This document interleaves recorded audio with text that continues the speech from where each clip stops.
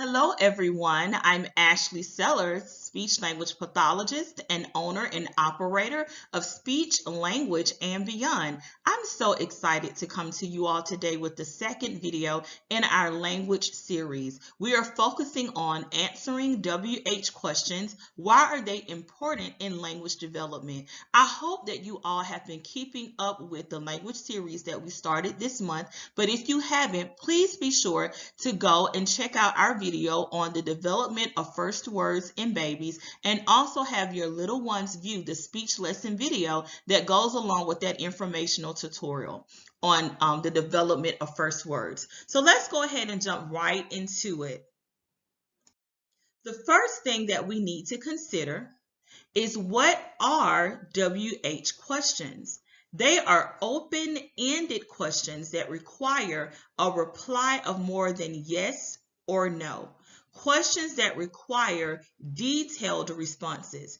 And just to add a little bit to that definition, if we think about it, sometimes even when we ask closed-ended questions that require yes or no, it doesn't necessarily require for a child to be verbal, because you can say yes and no with a head nod, okay? But open-ended questions are also questions that immerse your child into having to use verbal expression as a way for them to communicate with you. So the next thing that we need to consider is WH questions and language development. How exactly do they connect with one another? All right, so I kind of gave somewhat of a visual aid here. So if we look at the baby, and I would say right now this baby is in infant stage. So right now, when you look at that picture and the baby has the pacifier in their mouth, that's an indicator that right now they're not quite using words at all to really communicate. They're probably vocalizing, babbling. They may even be to the point where they can do a head nod or indicate yes or no or point when they want something. But then this arrow shifts over to the right, so now we have a toddler that is sitting up on their own. They're playing, and it seems as if they are verbalizing while they are playing. So this kind of shows us how the child goes from not being able to use words at all, which is typical in development, and they're using vocal play and going from vocal play to babble, from babble to maybe the use of those first few words, to the point that then they're able to combine words together to form a sentence to answer a question. So WH questions and language development go hand in hand, because the ability for children to answer WH questions, it requires first an expressive vocabulary of 20 words or more. Now, I am pushing the limit by using 20 because a child could possibly have a stable vocabulary amount of maybe 10 words, but I know that it definitely cannot be under 10 words. They need to know more than one word in order for them to combine words together, right? So they have to at least have an expressive vocabulary of 20 or more words, and they need to be able to use these words consistently. So they also have to have those words receptively, meaning these words need to be stored somewhere in their mind for them to bring back out and to be able to use later. It also requires that children are combining 2 or more words together to answer a question.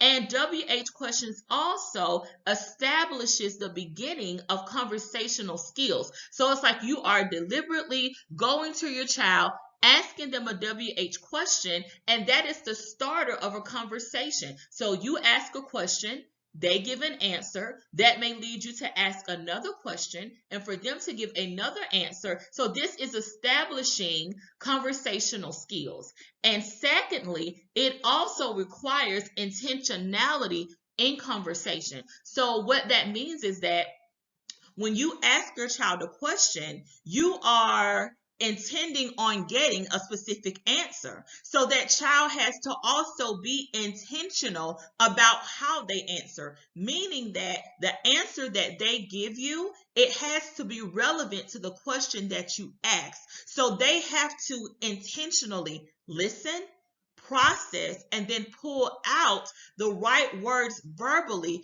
to give to you.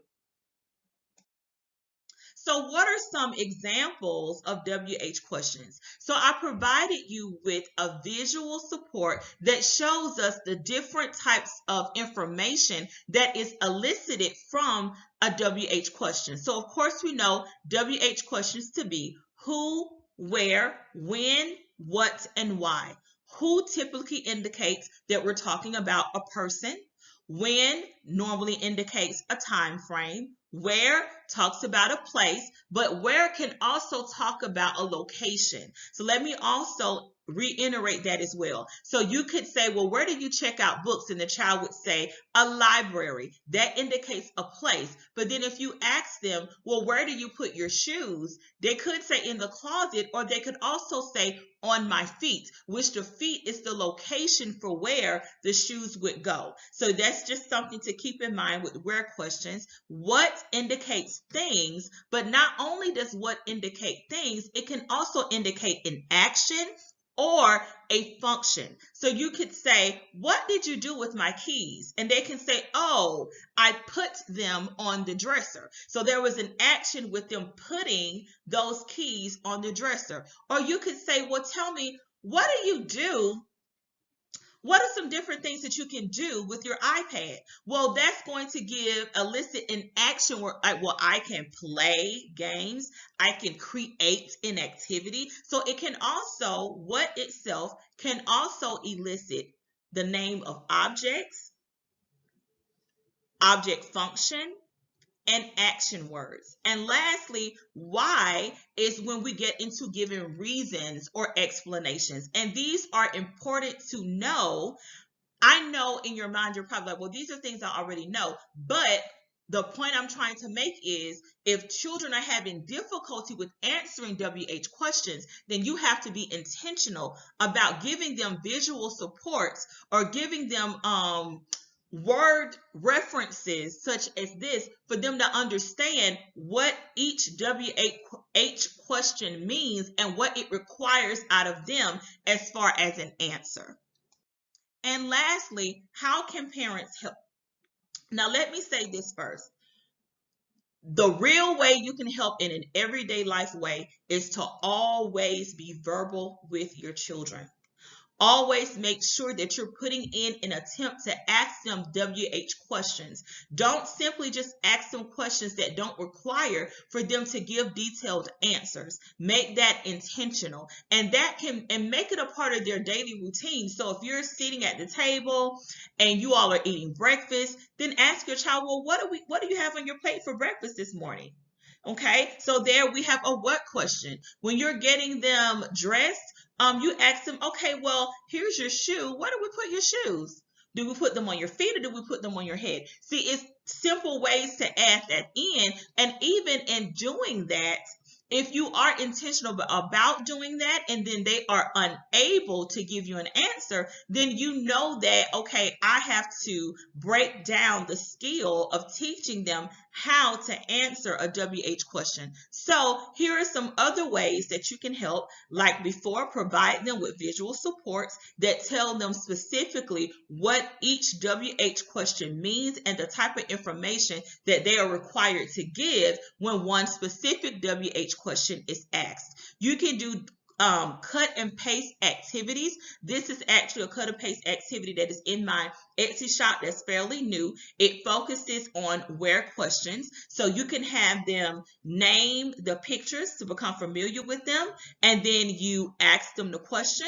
They find the right picture that goes with that question. And then once they do that, you have them verbally give you an answer, either on their own or imitatively, and you continue to go through that until they understand that when I hear a where question, these are the types of answers I'm supposed to give. And also a WH question game board. This is a board that you can also find on my website for free. I will have all of these linked at the end of the video. video for you to be able to use. And it's that same thing, but instead of them doing cut and paste, they're going to use those little markers that have the answers on them to go through the game board and place the answers on top of the correct picture. And the goal is to get them to verbally say the answers to you out loud.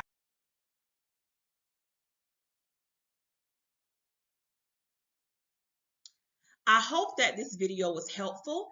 I tried to accomplish my goal of keeping it short, sweet, and to the point, but thank you so much for watching. I love you guys and I appreciate all of your support. Share and subscribe and make sure you follow us on Facebook and Instagram. Until next time, you guys be good.